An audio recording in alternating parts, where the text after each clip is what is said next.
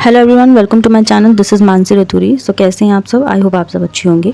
सो जैसे कि आप जानते हैं, हम इंडिया एंड द वर्ल्ड यानी कि इंडिया की फॉरेन पॉलिसी को समझ रहे थे। सो आज की वीडियो में हम यूनिट नंबर 7 पर बात करेंगे, जो कि हमारी है USA and European union. India के क्या रिलेशन है यूएसए से और यूरोपियन यूनियन से, ये हम समझने वाले हैं। सो चलिए करते हैं वीडियो को स्टार्ट। ओके, सो जब हम बात करते हैं सेवरल मेजर पावर्स की वर्ल्ड के इंटरनेशनल सिस्टम में, जब हम देखते हैं तो यूएस और यूरोपियन यूनियन जो है इनके पार्ट हैं। ठीक है, जब हम बात करें यहाँ पे यूएस की यानी कि यूनाइटेड स्टेट्स की, ओनली सुपर पावर रह जाता है कब से? जब से यूएसएसआर का कोलैप्स हुआ था, यानी कि जब से यूएसएसआर का जो विक्टन हो गया था, तब से सिर्फ एक सुपर पावर रह गई थी, जो है यूएसए। ठीक है, इसके पास मिलिट्री कैपेबिलिटीज़ है सभी चीज़ को डिस्ट्रॉय करने, पूरे वर्ल्ड को डिस्ट्रॉय कर सकते हैं। ठीक है, इसी के साथ ये एफ्लुएंट कंट्री भी है पूरे वर्ल्ड में। इसी के अपोजिट बात करते हैं यूरोपियन यूनियन की यानी कि ईयू। ये भी एक लार्जेस्ट इकोनॉमिक ब्लॉक बन रहा है जो है पूरे संसार में। ठीक है, ईयू की जब बात करते हैं तो इनके पास भी न्यूक्लियर वेपन्स पावर्स हैं। ठीक है, इसी के साथ ब्रिटेन और फ्रांस इसके मेंबर भी हैं। सो जब हम थ्योरेटिकल बात करें तो यूरोपियन यूनियन के पास दोनों चीज़ें, military muscle and economic prosperity. Okay, India से रिलेशन की बात कर लेते हैं। यूएस जो है इनके इंडिया से कुछ खास रिलेशन हमेशा से नहीं रहे हैं, क्योंकि यूएस जो है वो हमेशा से पाकिस्तान को सपोर्ट करता है। उनका जो बिहेवियर हमेशा से सॉफ्ट रहा है पाकिस्तान को लेकर। इसी के अपोजिट बात कर लेते हैं ईयू की। ईयू के साथ जो है इंडिया के जो ग्रेजुअली फ्रेंडली रिलेशन जो है डेवलप हो रहे हैं, जिसे हम आगे समझेंगे। अब देखते हैं हम part 1, India's relations with the US. देखो, जब हम बात करते हैं इंडिया और यूएस की, तो वाइडली ये most powerful and largest democracies में इनकी काउंटिंग होती है। ठीक है, सिग्निफिकेंट फीचर्स देख लेते हैं, जो कि इंडिया जो है बहुत ही ओल्डेस्ट सिविलाइजेशंस में इंडिया को काउंट किया जाता है। पूरे संसार में बहुत ही पुरानी सभ्यता इंडिया की रही है। यूएस जो है वो एक यंगर सिविलाइजेशन है। ठीक है, अगर हम इनको स्टेटहुड के एक्सपीरियंस से देखें, यानी कि जिसने शासन ज़्यादा किया है, तो उसमें जो है यूएस जो है कॉन्सिडरेबली ओल्डर है इंडिया से, यानी कि पुराना है। जब यहाँ पे बात हो रही है इंडिया की, इंडिया ने जब 1947 में जब इंडिया आज़ाद हुआ था, जब एक नया बर्थ इंडिया का हुआ था, तब तक अमेरिका 150 साल की उम्र भी पार कर चुका था। ठीक है, तो फ्रीडम के बाद भारत ने न केवल 2 शक्तिशाली गुट, जिसकी हम बात करें उसमें से किसी भी गुट में शामिल नहीं होने का फैसला किया, बल्कि जो है नॉन अलाइनमेंट की पॉलिसी को अपना लिया। ठीक है, क्योंकि इंडिया ने क्या मिक्स्ड इकोनॉमी अपनाई थी, ये सभी को पता होना चाहिए। ओके, सो जब यूएस ने सिक्योरिटी अलाइंसेस और मिलिट्री ब्लॉक्स के फॉर्मेशन को बढ़ावा दिया, तब इंडिया ने इसे अपोज किया। इसी के साथ जब कुछ 2 ऑर्गेनाइजेशन की यहाँ पे बात कर लेते हैं, south east Asia treaty organization and central treaty organization. इन दोनों ही ऑर्गेनाइजेशन इंडिया ने सबसे ज़्यादा जो है इसके अगेंस्ट के, इस चीज़ को अपोज किया, इसके खिलाफ थे इंडिया। ठीक है, तो ये जो 2 ऑर्गेनाइजेशंस है, इन्होंने जो कोल्ड वॉर को बिल्कुल इंडिया के दरवाजे तक लेकर आया। इसी के साथ जो पाकिस्तान है इसका एक्टिव मेंबर रह चुका है। ठीक है, ओके, अब कुछ इश्यूज़ की बात करें। सबसे पहले कश्मीर प्रॉब्लम को देख लेते हैं। 1947 में पाकिस्तान के शहर पर कश्मीर पर हुए कबालियों के हमले से कश्मीर प्रॉब्लम जो है वो शुरू हुई। भारत और पाकिस्तान के बीच पहली लड़ाई भारत की आज़ादी के तुरंत बाद ही उस समय छिड़ी, जब कश्मीर के महाराज कश्मीर के भारत में सेशन पर जो है सहमत हो गए और उन्होंने भारत से कुछ मिलिट्री हेल्प के लिए भी कहा। ठीक है, तो अमेरिका ने पाकिस्तानी हमले को बिल्कुल भी नहीं पहचाना। इंडिया और पाकिस्तान दोनों पर वेपन्स का उन्होंने एम्बार्गो किया उन्होंने, यानी कि प्रतिबंध लागू कर दिया। और इसी के साथ यूएन सिक्योरिटी काउंसिल ने जो पाकिस्तान ने जो हमला किया था उसे बिल्कुल भी कंडेम नहीं किया। इस चीज़ को यूएस जो है सपोर्ट कर रहा था। ठीक है, नेक्स्ट देखते हैं यूएस आर्म्स ट्रांसफ़र। देखो, 6 साल बाद जब फर्स्ट इंडो पाकिस्तान वॉर हुआ, तो यूएस ने एक म्यूचुअल डिफेंस एग्रीमेंट जो है साइन किया पाकिस्तान के साथ 1954 में। इसी के साथ 1959 में उन्होंने फिर से एक मिलिट्री कॉर्पोरेशन साइन किया। ठीक है, इसी के बीच में क्या हुआ, पाकिस्तान ने क्या ज्वाइन कर लिया, सीटो सेंटो ऑर्गेनाइजेशन जो है ज्वाइन कर ली। ठीक है, कॉन्सिक्वेंटली क्या हुआ, पाकिस्तान जो है रिसीव कर रहा था $मिलियन ऑफ, किस चीज़ के लिए, मिलिट्री असिस्टेंस के लिए। कहाँ से? यूएस से। ठीक है, सो ये चीज़ आप यहाँ देख सकते हो कि यूएस जो है उनकी हेल्प कर रहा था, वेपन्स उन्हें दे रहा था। इसी के साथ यूएस जो है क्या अश्योर कर रहा था कि जो यूएस है वो वेपन सप्लाई ज़रूर कर रहा है पाकिस्तान को, लेकिन किस चीज़ के लिए, कम्युनिज्म के विस्तार को कम करने के लिए कर रहा है। हालांकि ये चीज़ नहीं हो रही थी, पाकिस्तान कॉन्टीन्यूसली जो वो वेपन्स है इंडिया के अगेंस्ट ही इस्तेमाल करे थे। ठीक है, ओके, नेक्स्ट देखते हैं न्यूक्लियर इश्यूज। देखो, जब हम यूएस की बात करते हैं तो उन्होंने कुछ सेवरल कंट्रीज के साथ मिलकर क्या चीज़ स्टार्ट की, एक डील जो कि किस पर थी, प्रोलिफरेशन पर।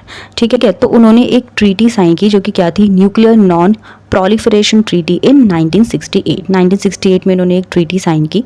तो इंडिया ने इसका पार्ट बनने के लिए साफ साफ मना कर दिया, क्योंकि इंडिया का क्या मानना था कि यहाँ पर पूरी तरीके से डिस्क्रिमिनेशन किया जाएगा, यानी कि भेदभाव किया जाएगा किसके साथ? नॉन न्यूक्लियर वेपन स्टेट के साथ। जो न्यूक्लियर वेपन स्टेट थे वो कौन कौन से थे? US, USSR, Britain, France and China. ठीक है। तो इस डिस्क्रिमिनेटरी डॉक्यूमेंट को डिसरिगार्ड करते हुए इंडिया ने क्या कंडक्ट किया? पीसफुल न्यूक्लियर एक्सप्लॉयशन यानी कि PNE। कब किया? 1974 में। इसके बाद एक और पॉलिटिकल हॉस्टाइलिटी शुरू हो गया, किसके बीच में? इंडिया और यूएस के बीच में। नेक्स्ट देखते हैं evolving ties under a cold war climate.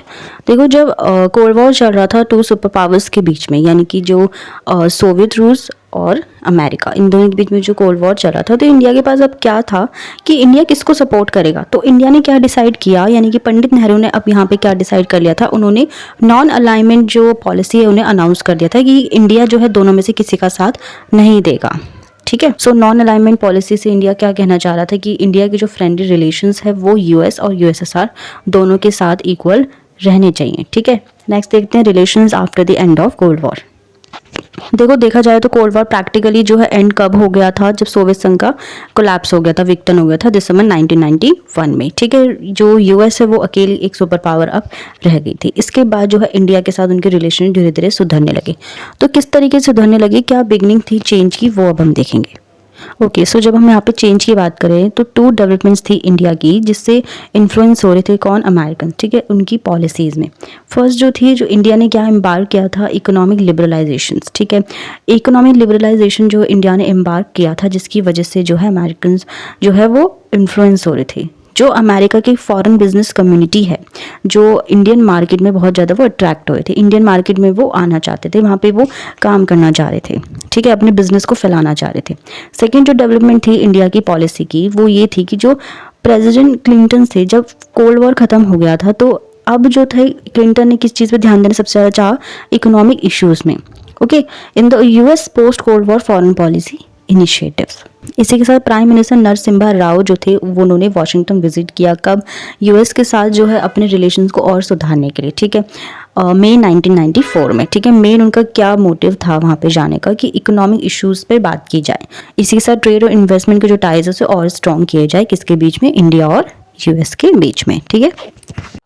Next बात करते हैं पोखरण सेकेंड एंड आफ्टर। ये इंपॉर्टेंट है, ध्यान से सुनना। देखो, इकोनॉमिक कॉर्पोरेशन और डिफेंस कॉर्पोरेशन की शुरुआत हो चुकी थी इंडिया और यूएस के बीच में, लेकिन इसका मतलब ये नहीं है कि इन दोनों कंट्रीज के बीच में कोई भी डिफरेंसेस अब थे ही नहीं। ठीक है, कश्मीर प्रॉब्लम हमेशा से रही है। इंडिया क्या एक्सपेक्ट कर रहा था यूएस से कि पाकिस्तान को वो एक टेररिस्ट स्टेट जो है डिक्लेयर कर देगा, लेकिन अमेरिका ने ऐसा बिल्कुल भी नहीं किया। ठीक है, वाशिंगटन ने मना कर दिया।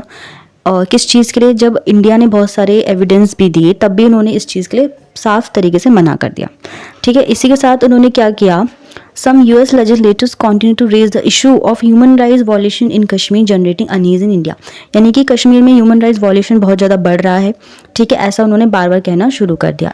इसी के साथ इंडिया ने 4 ग्रीवेंसेस दी थी, किसके against? US non proliferation policy के अगेंस्ट। फर्स्ट जो थी वो क्या थी कि Washington kept on providing military and economic assistant to Pakistan in the 1980। Washington क्या प्रोवाइड कर रहा है? मिलिट्री और इकोनॉमिक असिस्टेंट, यानी कि मिलिट्री और इकोनॉमिक हेल्प दे रहा है पाकिस्तान को। सेकंड, वाशिंगटन बार बार क्या शो कर रहा था? लेजाइटी शो कर रहा था पाकिस्तानी न्यूक्लियर वेपन्स प्रोग्राम में। इसी के साथ जो इंडिया के इंडिजिनियस न्यूक्लियर मिसाइल प्रोग्राम से उस पर वो हमेशा हार्डलाइन कर रहा था, यानी कि हमेशा उस पर मना करने की कोशिश करता था। तो आप ये देख सकते हो कि जो अमेरिका वो हमेशा से पाकिस्तान का ही सपोर्ट कर रहा था। तीसरी शिकायत ये थी कि अमेरिका ने कई बार जो साउथ एशिया परमाणु प्रॉब्लम थी उसके बारे में चाइना के साथ सुर मिलाकर बात की, जबकि भारत का क्या मानना था कि चाइना के जितने भी परमाणु हथियार है इस रीजन में जितने भी प्योरिफिकेशन की जो प्रॉब्लम थी उसका वो हिस्सा बने हुए थे। सो फाइनली यूएस बिल्कुल भी इंडिया को अप्रिशिएट नहीं कर पाया। इंडिया की सिंसियरिटी जो थी वो नॉन डिस्क्रिमिनेटरी जो इंडिया की ट्रीटी थी उस चीज़ को बिल्कुल भी सपोर्ट नहीं कर रहा था। ठीक है, इसी के साथ न्यू दिल्ली में कुछ न्यूक्लियर टेस्ट सीरीज जो है कंडक्ट की गई मई 1998 में, जैसे किस नाम से जाना जाता है? पोखरण 2 टेस्ट। ठीक है, सो इसी को देखते हुए पाकिस्तान ने क्या किया? सेवरल न्यूक्लियर टेस्ट किए, यानी कि वो इंडियन फुटस्टेप पर जा रहा था, जैसे इंडिया कर रहा था वैसे ही कर रहा था। तो यहाँ पे यूएस क्या चाहता था कि जो इंडिया है वो कोई भी किसी भी तरीके के इस तरीके के टेस्ट ना करे।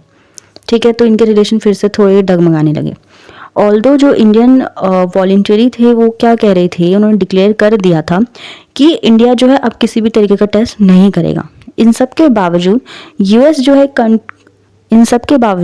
कंटिन्यूसली प्रेशर, इन सब के बावजूद इन सब के बावजूद यूएस जो है कॉन्टिन्यूसली प्रेशराइज कर रहा था इंडिया को किस चीज़ पे साइन करने के लिए, एनपीटी और सीटीबीटी पर।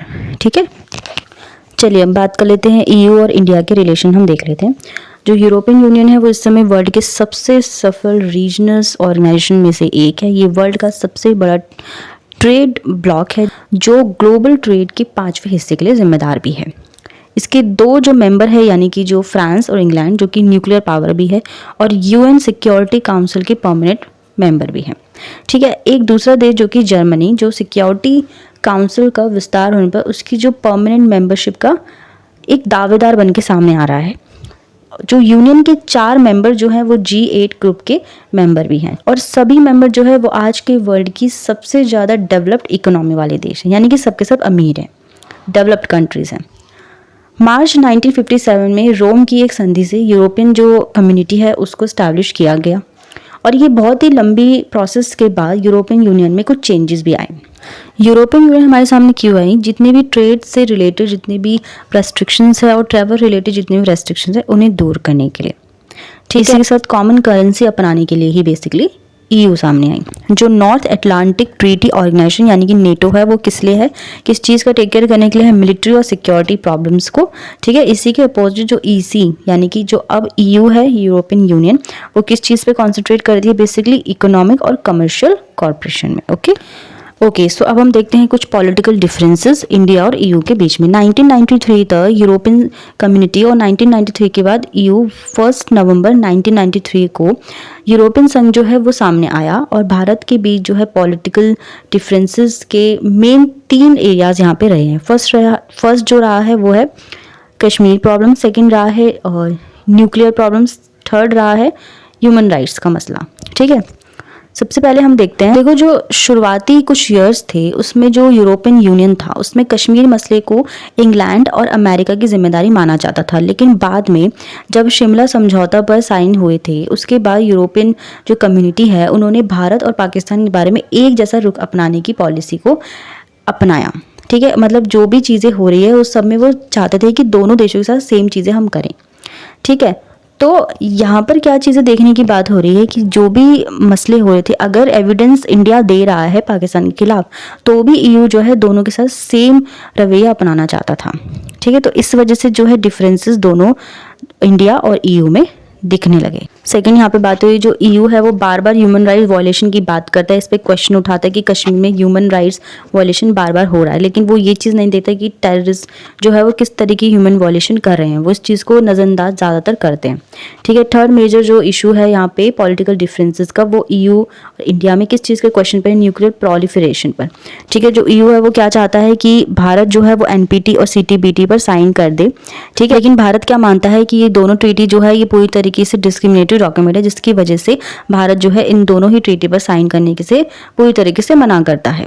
ठीक है, इसी के साथ भारत ने क्या किया, न्यूक्लियर वेपन पावर अपनी जो है दिखाई कब, मई 1998 में, जो हम पहले भी डिस्कस कर चुके हैं। ठीक है, ईयू और इंडिया के बीच में इकोनॉमिक कॉर्पोरेशन भी है, लेकिन इसी के साथ कुछ इकोनॉमिक लिमिटेशंस भी है जिसका सामना इंडिया को करना पड़ता है। ठीक है, so friend that's it for today. I hope आपको ये लेक्चर वीडियो अच्छे से क्लियर हो गया हो। किसी का कोई डाउट है, क्वेश्चन है, सजेशन है तो आप मुझसे ज़रूर शेयर करें। इसी के साथ अगर वीडियो अच्छा लगा हो तो प्लीज़ लाइक कीजिए, शेयर कीजिए और मेरा चैनल सब्सक्राइब करना बिल्कुल ना भूलें। मिलते हैं अपनी नेक्स्ट वीडियो में। Till then bye bye, take care.